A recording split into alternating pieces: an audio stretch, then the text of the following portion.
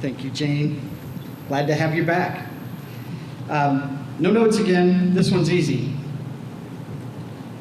There aren't many political leaders that you're going to say this about, but I'm going to say this about my good friend Rob McColley.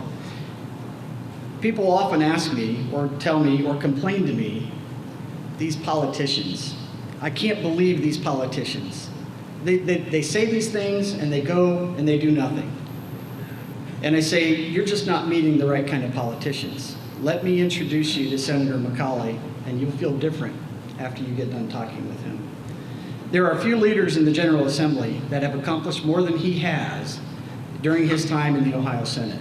Not only authoring Senate Bill 311 and Senate Bill 22 that I mentioned to you earlier, but his defense of the Second Amendment, his work, a vigorous work to see the heartbeat bill passed through the General Assembly and signed by Governor DeWine in the early part of his term. And that's worth applauding.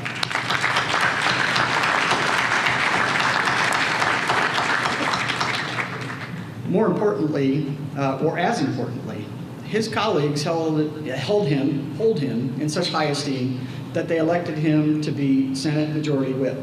As a member of the leadership, he's having direct influence on what legislation moves through the General Assembly, and in cooperation and conjunction with the Senate President Matt Huffman, is having a direct impact on making your lives better.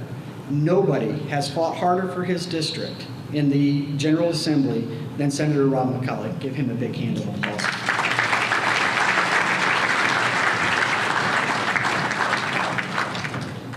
Good evening, everybody. It's always great to be here and join all of you in Putnam County. Putnam County holds a very special place in my heart. Putnam County, in many ways, you could say, is part of who I am. And it's not just because of all the support that I've been given by the great people in Putnam County over the time that I've spent in the Ohio legislature, but it's also because of my deep family roots in Putnam County. Some of you may remember my description of those roots a couple years ago at the Lincoln Day dinner, but for those of you who are unaware, if you walk into the Main Street entrance of the courthouse and you look at the plaque on the right side as you walk in, you'll see the names of the county commissioners who built that courthouse. One of those county commissioners is George Herman, my great-great-grandfather. That's something that gives me a great deal of pride. Now, some of you may also remember he only served one term as a county commissioner, and I don't really know the reason why, but if I had to guess, it's probably because the people of Putnam County voted him out after spending all that money on a new courthouse. But I always ask myself, not just because of that reason, but for this reason, because I truly believe that Western Ohio, Northwest Ohio, is the conservative voice of the state of Ohio. And I truly believe that Putnam County is the conservative conscience of that voice of Northwest Ohio, of the state of Ohio, actually, in its entirety. And oftentimes I find myself, for that reason and due to my family ties here, asking myself, not just what would the people of my district think, but also I'm asking myself, what would the people of Putnam County think? I find myself asking that question an awful lot more over the past year. I think a lot of us 14 months ago, when asked the question, could you foresee a circumstance where the executive branch of our government would have controlled every aspect of our society for an indefinite period of time? Many of us would have scoffed at the idea. We would have said, not in this country, not in the state of Ohio. But unfortunately, we were dealt a set of unforeseen circumstances about this time last year. Many of us were fearful, rightfully so. We didn't know what was headed our way, and we went into it united in many ways. But the circumstances began to change. The circumstances in which we entrusted one branch to handle the situation for us began to change in a way that we shouldn't allow one branch of government to have that amount of control. We were ordered as healthy individuals to stay home. We were ordered to stay home for a period of time under penalties, under criminal penalties. Our businesses were shuttered. Our schools closed. And in many ways, we lost hope.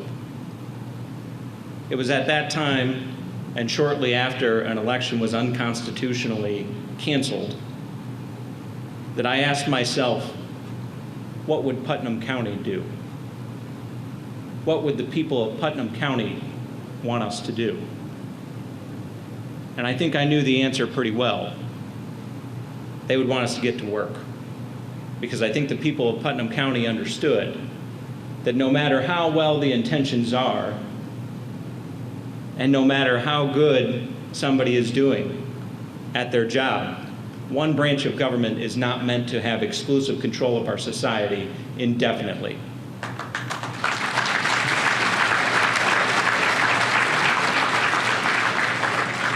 So on May 15th of last year, we introduced Senate Bill 311, the first iteration of a bill that tried to install checks and balances and oversight over our executive branch.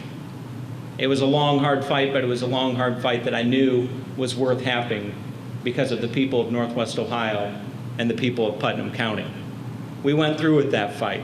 We got it to a point where the legislature would be able to rescind any health order issued by the Department of Health, passed both the Senate and the House, and was vetoed by the governor. Unfortunately, the legislature, and myself included, failed all of you, as we were not able to override that veto. For all those people who had been asking for help and assistance, we weren't able to come through for you. It was one of the more discouraging times in my time in the legislature. But as we got into the next General Assembly, I asked myself, what would the people of Northwest Ohio want me to do? What would the people of Putnam County want me to do? And so we came back with a bill that was even stronger. We came back with a bill that came through with not only being able to overturn orders of the health department, an authority that the legislature originally granted to the health department, but also the ability to overturn any other emergency rule order that shuts down businesses or anything like that, and a clarification that the emergencies powers granted to the government in the state of Ohio are definite and finite.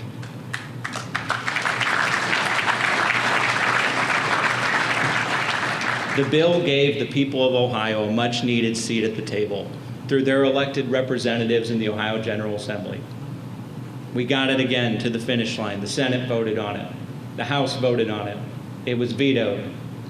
And as was mentioned by Chairman Schrader earlier, I'm proud to say that last week we overrode that veto for the people of the state of Ohio.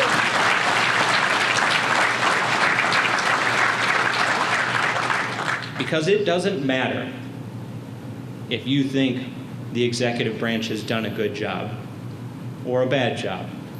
It doesn't matter if you think that the intentions were good or bad. What matters is that in order to preserve our system of government, we need checks and balances, and one branch of government is not meant to have exclusive, unfettered, and unchecked control indefinitely. And I can tell you, the days of one branch of government being able to have exclusive, unchecked control of our government and our society, those days are numbered, my friends, and all because we all asked ourselves, what would Northwest Ohio and Putnam County do? Thank you so much.